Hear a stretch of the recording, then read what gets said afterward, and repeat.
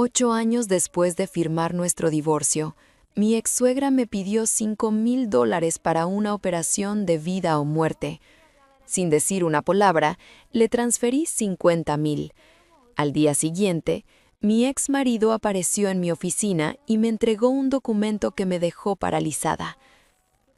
Todo ocurrió la mañana anterior, en el vestíbulo principal del Hospital Público San Judas, un lugar sofocante, atestado de gente desesperada y con un penetrante olor a desinfectante barato. Yo estaba haciendo fila frente a las máquinas de autopago.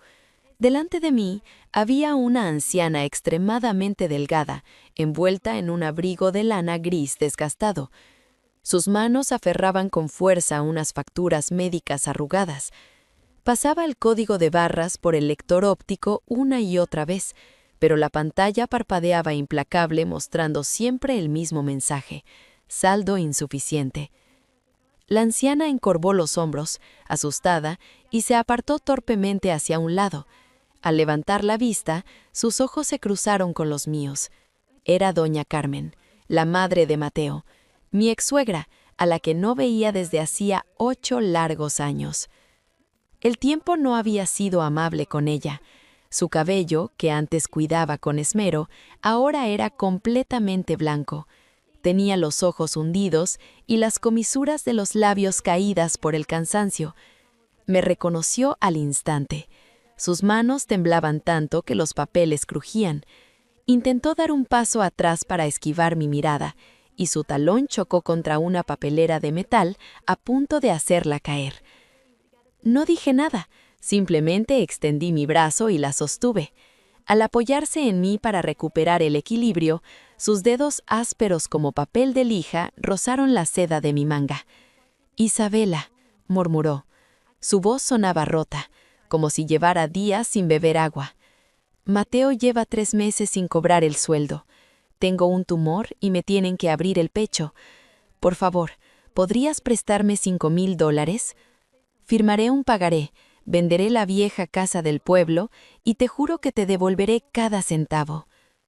Solté su mano suavemente y saqué mi teléfono del bolso. «Dígame su número de cuenta, doña Carmen», le pedí con calma. Ella se quedó atónita. Con los labios temblorosos, me dictó una serie de números. No dudé ni un segundo. $5,000 no son suficientes para salvar una vida ante una enfermedad grave. Tecleé la cifra y deslicé el dedo por la pantalla. $50,000. Un instante después, su viejo teléfono móvil emitió un pitido en su bolsillo. Lo sacó, entrecerró los ojos para enfocar la vista, y al contar los ceros en el mensaje de texto, sus ojos se llenaron de lágrimas al instante. Sin poder articular una sola palabra, dobló las rodillas y me hizo una profunda reverencia en medio del abarrotado vestíbulo. Hoy en día, soy la directora ejecutiva de una multinacional para toda Norteamérica, pero hace 8 años solo era una empleada de nivel básico que luchaba por sobrevivir. Pensé que con ese dinero cerraba definitivamente la puerta a mi pasado y saldaba cualquier deuda emocional.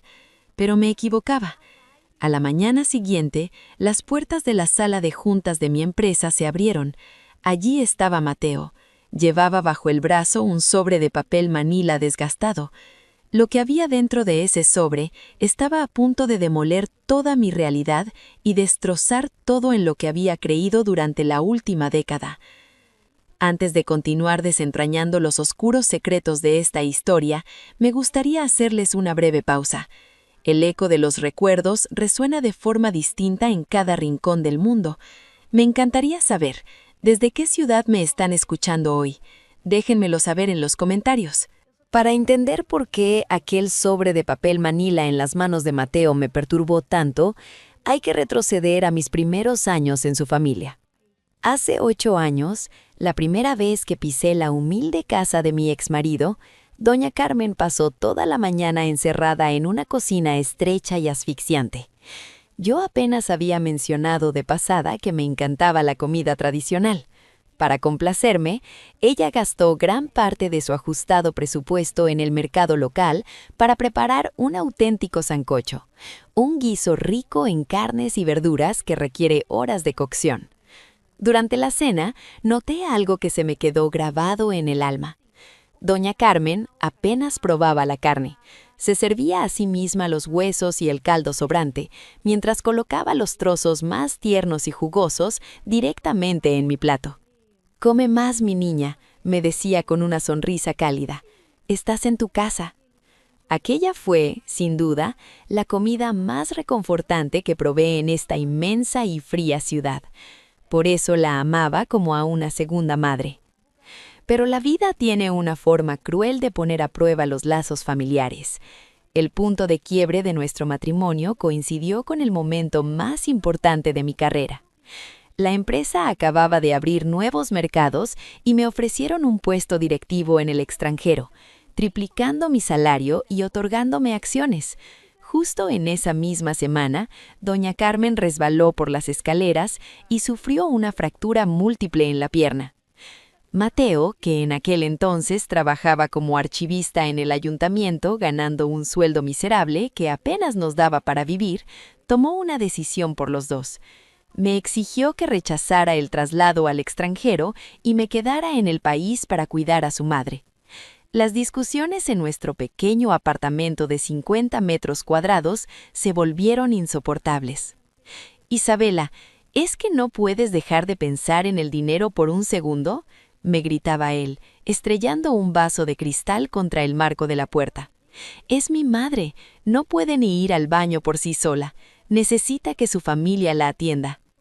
Yo, mirando los cristales rotos en el suelo, le respondí que con mi nuevo sueldo podríamos contratar a una enfermera profesional a tiempo completo.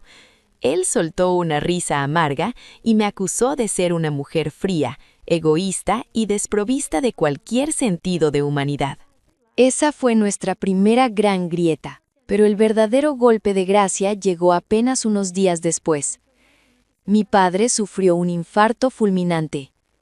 Fue trasladado de urgencia a la unidad de cuidados intensivos y los médicos nos informaron que necesitaba una cirugía de bypass coronario de inmediato. El hospital exigía un depósito de $15,000 para proceder. Desesperada, rasqué cada centavo que tenía y pedí prestado a mis amigos, pero aún me faltaba casi todo el dinero. Regresé al apartamento llorando, suplicándole a Mateo que sacara los ahorros que teníamos guardados para comprar un coche de segunda mano. Lo que encontré fue a un hombre sentado en el sofá, fumando un cigarrillo tras otro en la penumbra. Cuando terminó la cajetilla, sin siquiera mirarme a los ojos, me confesó que el dinero ya no existía. Lo había entregado todo a un amigo de la infancia para un supuesto negocio urgente y el amigo había desaparecido sin dejar rastro. En ese preciso instante, mientras la vida de mi padre pendía de un hilo en un quirófano, mi corazón se petrificó hacia Mateo. Todo el amor y el respeto que le tenía se convirtieron en cenizas. Mi madre biológica, la señora Rosa, no perdió la oportunidad. En los pasillos del hospital armó un escándalo desgarrador. Señaló a Mateo y a toda su familia, tachándolos de parásitos y cobardes. Con lágrimas de furia, me arrojó sobre las rodillas unos papeles de divorcio que ya tenía preparados. «Si no firmas esto ahora mismo y te vas a ganar dinero de verdad, dejarás que tu padre muera y te pudrirás limpiando a esa anciana el resto de tu vida», me sentenció mi madre. Bajo el peso de la traición de mi esposo y la presión agonizante de mi familia, firmé. Vendimos el apartamento. Dividimos lo poco que quedó y a la mañana siguiente arrastré mi maleta hasta el aeropuerto. Huí del país con el alma destrozada. Durante los siguientes 8 años, luché a muerte en el mundo corporativo, llevando tacones de aguja como si fueran armaduras. Mi salario pasó de ser apenas suficiente para vivir a superar el $1,500,000 anuales. Sobreviví creyendo que el dolor me había hecho invencible. Creía saber perfectamente quiénes eran los buenos y quiénes los malos en mi historia. Pero ahora, sentada en mi lujosa sala de juntas, mirando a Mateo, ya calvo y con el rostro marchito por los fracasos, estaba a punto de descubrir que toda mi vida había sido una gigantesca y cruel mentira. Mateo estaba allí de pie, en medio de mi sala de juntas de paredes de cristal. Había engordado. Su línea del cabello había retrocedido drásticamente y llevaba un suéter de lana gris lleno de bolitas por el desgaste. Al escucharme entrar, se giró con brusquedad y frotó sus manos con nerviosismo. «Isabela», dijo, con un tono que mezclaba la vergüenza y un afán de agradar que me resultó patético.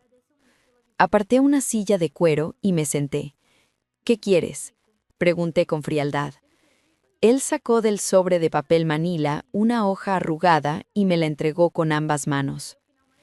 «Mi madre me contó lo del dinero ayer. Esto es un pagaré por los $50,000, junto con una hoja de cálculo de los intereses». Tragó saliva con dificultad. «Me obligó a traértelo hoy mismo. Dice que no puede aceptar tu dinero sin más». Eché un vistazo rápido al papel. La letra de doña Carmen era temblorosa e irregular, y en la esquina inferior derecha había estampado su huella dactilar con tinta roja.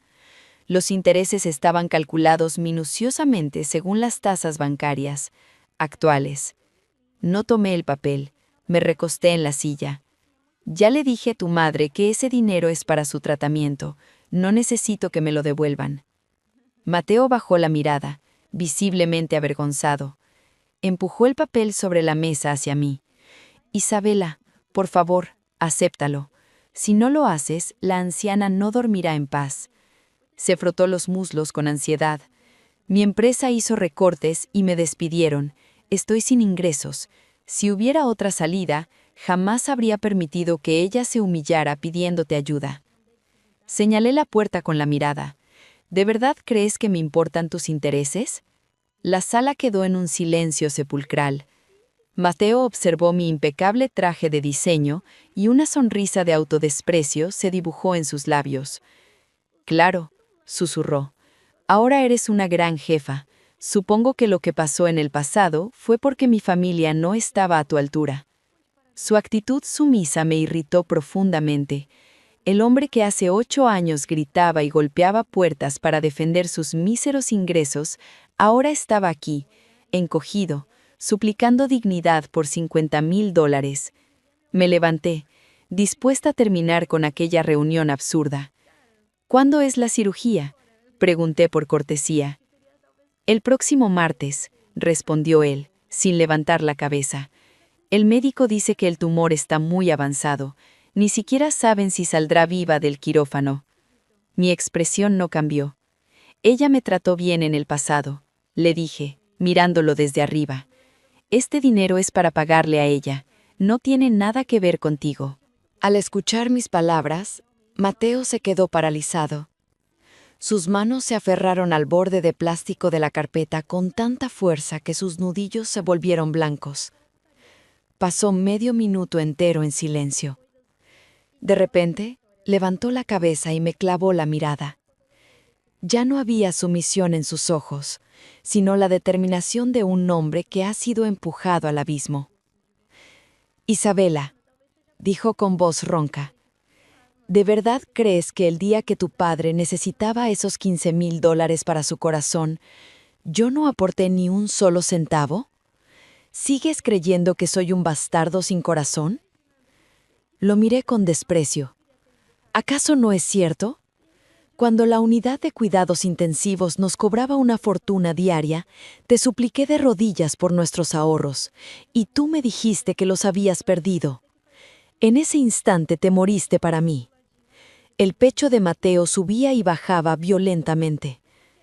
De un tirón, abrió la cremallera de su suéter y sacó de un bolsillo interior un paquete de papel marrón envuelto en cinta adhesiva. Estaba gastado por los bordes, manchado de sudor antiguo.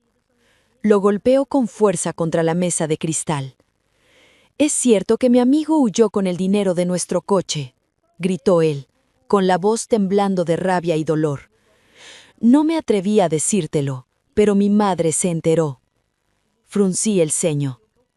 «¿A dónde quieres llegar?». Mateo tenía los ojos inyectados en sangre. Para conseguir los $15,000, mi madre, a escondidas mías, sacó toda su pensión de viudedad. Luego fue al pueblo y rogó a cada pariente pidiendo préstamos. Aún así, faltaban $5,000. Mi corazón se saltó un latido.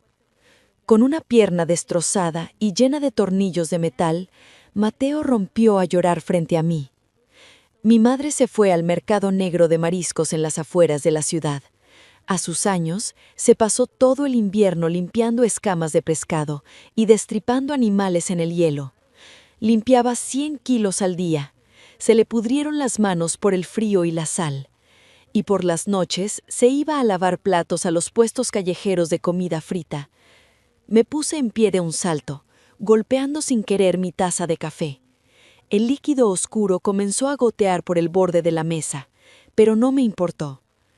«¿Qué estupideces estás diciendo?», le grité, sintiendo que me faltaba el aire. «No estoy mintiendo», rugió él, aferrándose al paquete de papel marrón.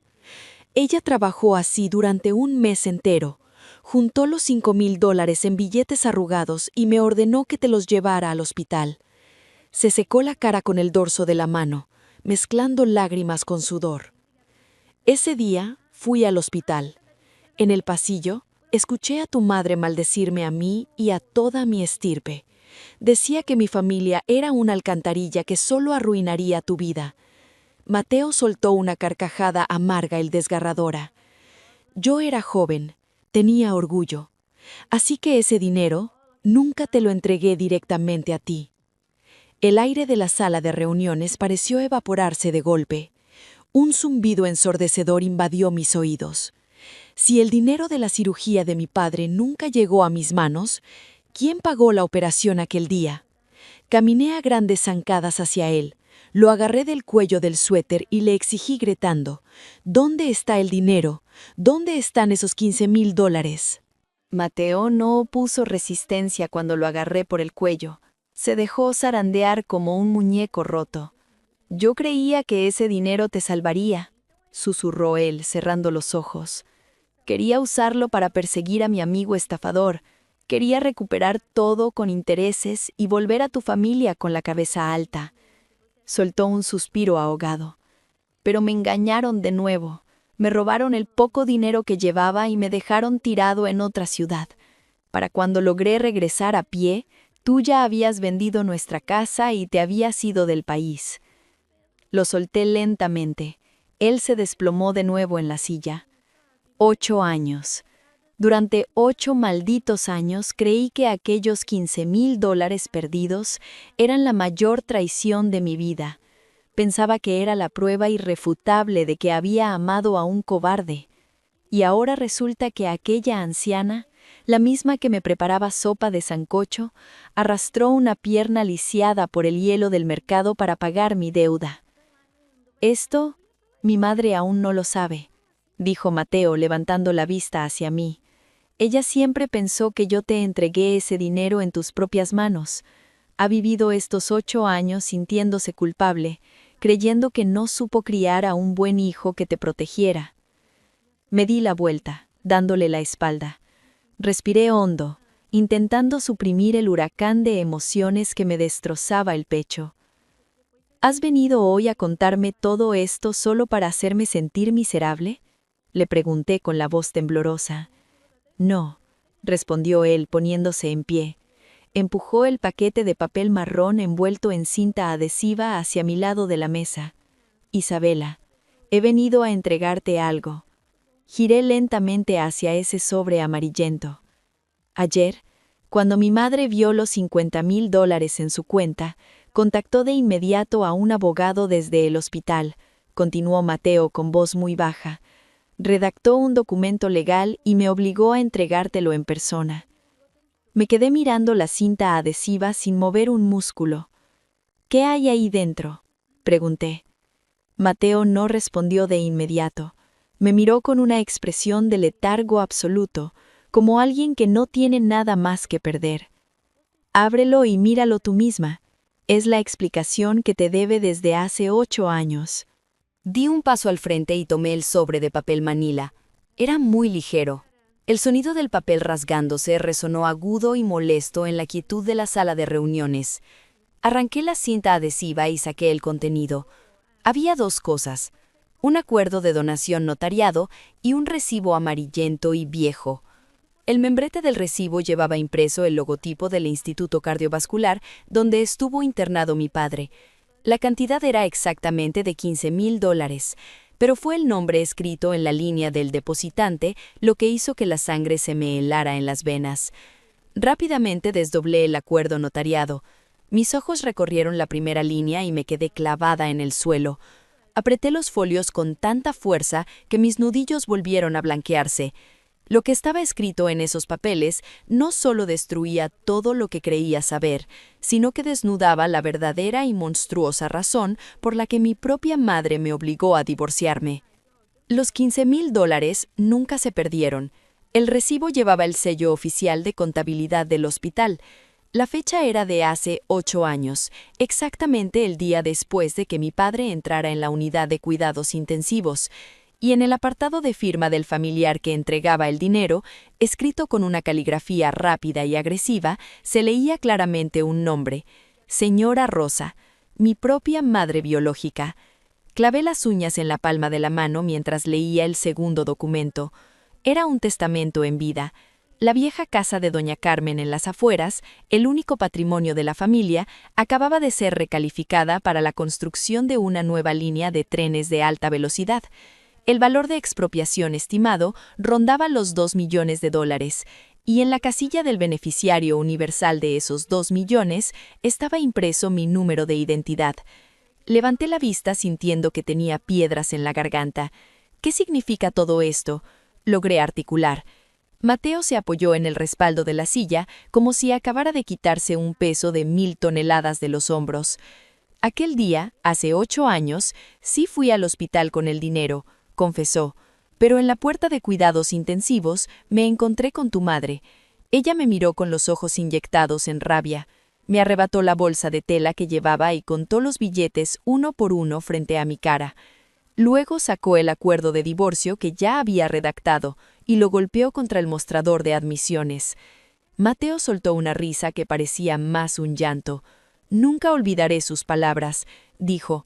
Me dijo: mi hija se va al extranjero a ser alta ejecutiva, va a ganar millones. Tú eres un inútil que gana miseria y no la mereces.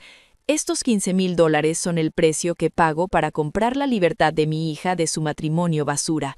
A partir de hoy, tu familia no ha aportado ni un solo centavo para mi marido. Solo así Isabela se decepcionará de ti y se marchará a ganar dinero de verdad. Las imágenes de hace 8 años explotaron en mi cabeza como metralla. Mi madre llorando a gritos en el corredor del hospital. Mi madre señalando a Mateo y llamándolo sanguilueja. Mi madre obligándome a vender la casa, obligándome a firmar, obligándome a subir a ese maldito avión. ¿Mi madre supo esto desde el principio?, le pregunté a Mateo, señalando el documento notariado. Él asintió lentamente. No me culpó. Solo dijo que tú eras una mujer nacida para hacer cosas grandes. Nuestra familia no podía ser el ancla que te hundiera, así que decidimos cargar con la culpa. Ellos cargaron con esa culpa durante 8 malditos años. Me puse de pie de un salto. La silla rodó hacia atrás y se estrelló contra el cristal de la pared. «Llévate tu acuerdo», grité. «No quiero ni un centavo de ese dinero de expropiación». Agarré las llaves del coche de la mesa y caminé hacia la puerta. «Isabela», gritó Mateo a mis espaldas, «mi madre dijo que si no aceptas esto, no podrá morir en paz». No me detuve. Empujé las puertas dobles y caminé directo hacia el elevador. Saqué el móvil y llamé a mi asistente. «Cancela toda mi agenda de esta tarde», ordené con voz gélida, «y envía a 2 hombres de seguridad al estacionamiento subterráneo, ahora mismo». Media hora después, mi coche se detuvo frente a la casa de mi madre. Era un lujoso apartamento de 4 habitaciones que compré al contado por más de $1 millón durante mi primer año tras regresar del extranjero. Y las escrituras, por supuesto, estaban a nombre de la señora Rosa. Abrí la puerta con mi llave. El volumen del televisor en la sala estaba al máximo. Mi hermano menor, Diego, estaba esparcido por el sofá de diseño, jugando videojuegos con una lata de cerveza en la mano. Mi madre salió de la cocina llevando una bandeja de fruta fresca recién cortada. «Vaya, la gran directora se digna a visitarnos», dijo, rodando los ojos con sarcasmo. «Con la actitud que tuviste conmigo por teléfono esta mañana, supongo que te crié todos estos años solo para que le regalaras tu dinero a esa vieja moribunda de tu ex-suegra, ¿verdad?» No dije una palabra. Caminé directamente hacia la mesa de centro, tomé el control remoto y apagué el televisor de golpe. La pantalla se volvió negra. Diego saltó del sofá enfurecido. «Oye, ¿estás loca? Estaba en medio de una partida importante». Lo ignoré por completo. Abrí mi bolso, saqué la fotocopia del recibo del hospital y la golpeé contra la mesa de cristal con tanta fuerza que el eco resonó en la habitación. «Señora Rosa», dije, clavando mis ojos en los suyos. «Instituto Cardiovascular. Hace 8 años. $15,000. ¿Cómo explicas esto?» La mirada de mi madre cayó sobre el papel. El color desapareció de su rostro en un milisegundo. La bandeja de fruta tembló violentamente en sus manos y varios trozos de melón cayeron rodando sobre la costosa alfombra persa. ¿De dónde sacaste eso?», tartamudeó, con la voz resquebrajada por el pánico. Doña Carmen limpió escamas de pescado en el hielo durante un mes entero. Sus manos estaban podridas por úlceras para juntar ese dinero. Pronuncié cada palabra despacio, con una frialdad que congelaba el aire. «Tú tomaste su sangre y sus lágrimas para pagar la factura, y luego te atreviste a mirarme a los ojos para decirme que la familia de Mateo no había puesto un centavo. Me hiciste cargar con el odio hacia ellos mientras trabajaba como una esclava en el extranjero hasta sufrir 2 hemorragias gástricas por estrés». Diego se quedó petrificado, mirando a nuestra madre y luego a mí, sin entender la magnitud de lo que estaba ocurriendo. De repente, mi madre alzó la voz intentando recuperar el control. Golpeó la mesa con la mano abierta. «Sí, yo tomé el dinero. ¿Y qué? Lo hice por tu propio bien. Si no hubieras odiado a ese infeliz, nunca te habrías divorciado tan rápido. Mírate ahora». Señaló mi ropa de diseñador y mi bolso de marca. «Eres una alta ejecutiva que gana millones. Tienes casas, coches de lujo, te coderas con la élite. Si yo no hubiera intervenido, ahora mismo estarías limpiándole la baba a esa anciana paralítica. Deberías estar de rodillas agradeciéndome». Una carcajada amarga brotó de mi garganta. Me senté en el sofá, saqué mi teléfono y abrí mi aplicación de finanzas. Año 1.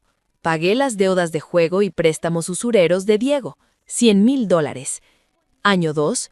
Compré este apartamento para ustedes, $1,200,000. Año 4. La boda de Diego, más un coche deportivo de regalo, $350,000. Sumando los $5,000 mensuales de pensión que te paso desde hace 8 años, más los regalos y viajes, el total asciende a más de $2,500,000. Levanté la vista y clavé mis ojos en esa pareja de parásitos. «No lo hiciste por mi bien», dije, bajando el teléfono con fuerza sobre la mesa. «Tenías miedo de que si me quedaba en el país con mi marido, no podría ganar suficiente dinero para que tu precioso hijo siguiera chupándome la sangre. Me convertiste en mi cajero automático personal». «Isabela, ¿cómo puedes decir eso?», saltó Diego a la defensiva. «Somos familia. Lo tuyo es nuestro. Ganas demasiado dinero. ¿Qué tiene de malo ayudar un poco a tu hermano pequeño?». Me levanté despacio y me colgué el bolso al hombro. $2,500,000 es precio más que suficiente para comprar mis lazos de sangre. Caminé hacia la puerta de entrada. Puse la mano en el pomo y me giré por última vez. «A partir del mes que viene, tu pensión mensual se reduce a $500, apenas lo justo para que compres comida básica. El coche que conduce Diego está a mi nombre.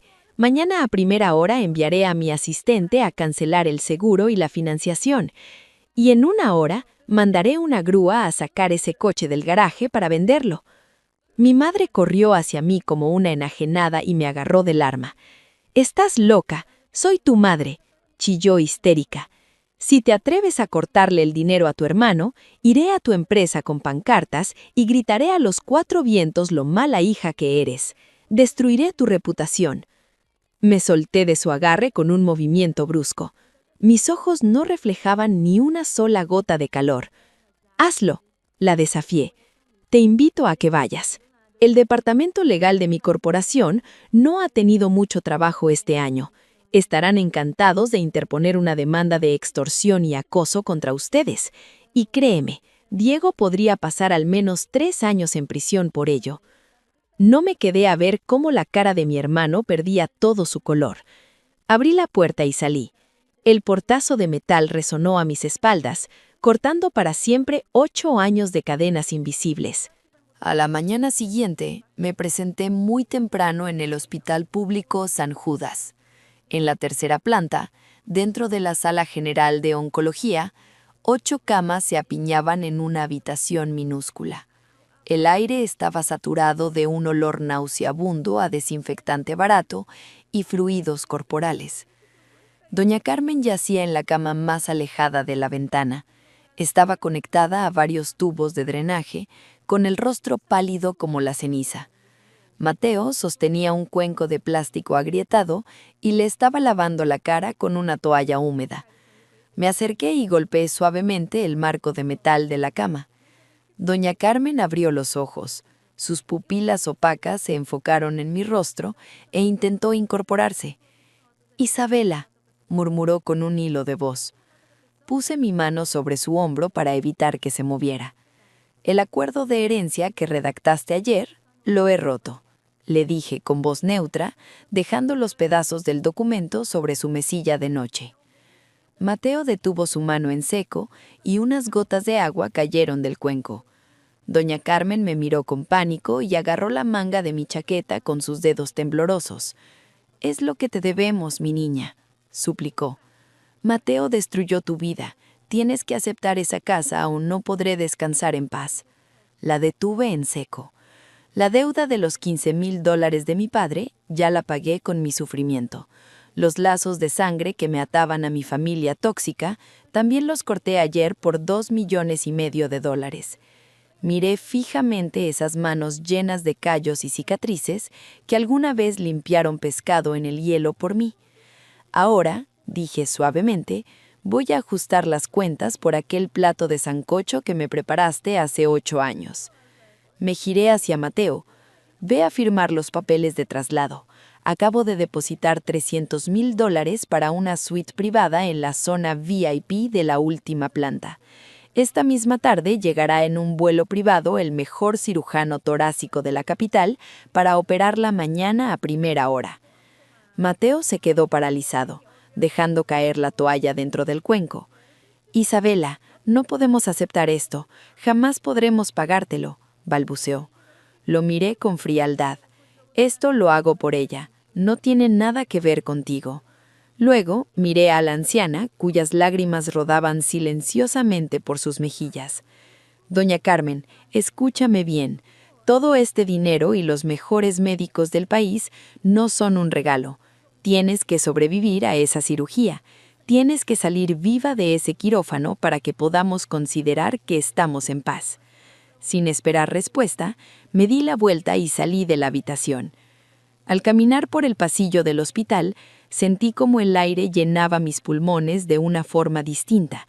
La enorme y asfixiante roca que había aplastado mi pecho durante 8 años, finalmente se había pulverizado.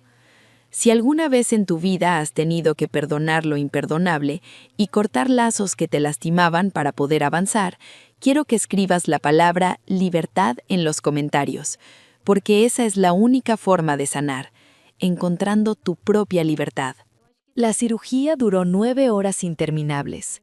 No me quedé en el hospital a esperar. Pasé el día dirigiendo 4 reuniones interdepartamentales y firmando 3 contratos de adquisición. A las 5:30 de la tarde, mi teléfono vibró. Era un mensaje de WhatsApp de Mateo. Solo tenía 2 palabras. Cirugía, un éxito. Coloqué el teléfono boca abajo sobre mi escritorio, pulsé el intercomunicador y le dije a mi asistente: «Resérvame un vuelo a París para esta noche». Tomaré 2 semanas de vacaciones. 3 meses después. Visité un exclusivo centro de rehabilitación a las afueras de la ciudad, rodeado de árboles y jardines impecables. Bajo la sombra de un roble, doña Carmen estaba sentada en una silla de ruedas. Había recuperado peso y sus mejillas tenían un color saludable.